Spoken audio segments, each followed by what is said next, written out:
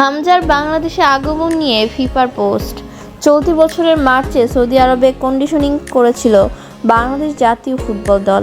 সেই ক্যাম্পে যোগ দেওয়ার কথা ছিল বাংলাদেশি বংশোদ্ভূত ইংলিশ ফুটবলার হামজা চৌধুরীর, কিন্তু বিভিন্ন জটিলতায় বাংলাদেশি পাসপোর্ট হাতে পেয়েছিলেন না তিনি, যার ফলে তখন দলের সঙ্গে যোগ দিতে পারেননি এই ফুটবলার। তবে এবার বাংলাদেশের হয়ে শুধু মাঠে নামার অপেক্ষায় হামজা, কারণ বাংলাদেশের হয়ে খেলতে পাসপোর্টের পাশাপাশি ইংল্যান্ড ফুটবল অ্যাসোসিয়েশনের কাছ থেকে অনাপত্তিপত্র পেয়েছেন তিনি। এরপরই হামজাকে নিয়ে বার্তা দিয়েছে ফিফা।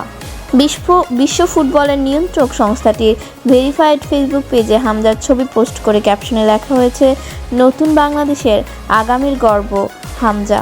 এদিকে গত মঙ্গলবার বাফুফের সাধারণ সম্পাদক ইমরান হোসেন তুষার সংবাদ মাধ্যমকে বলেন, ইংল্যান্ড ফুটবল অ্যাসোসিয়েশন থেকে আমরা হামজার বিষয়ে ছাড়পত্র পেয়েছি, মানে এনওসি, এখন ফিফার কাছে পাঠিয়েছি।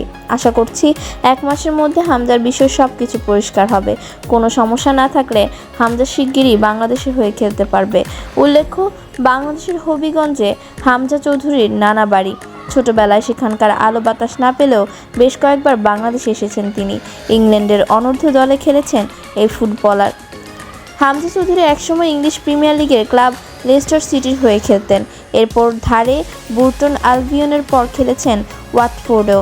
বেশ কয়েকবার তারা বাংলাদেশে খেলার ব্যাপারে গুঞ্জন ছড়ায়। এবার সেই গুঞ্জনই বাস্তবে রূপ নিতে যাচ্ছে।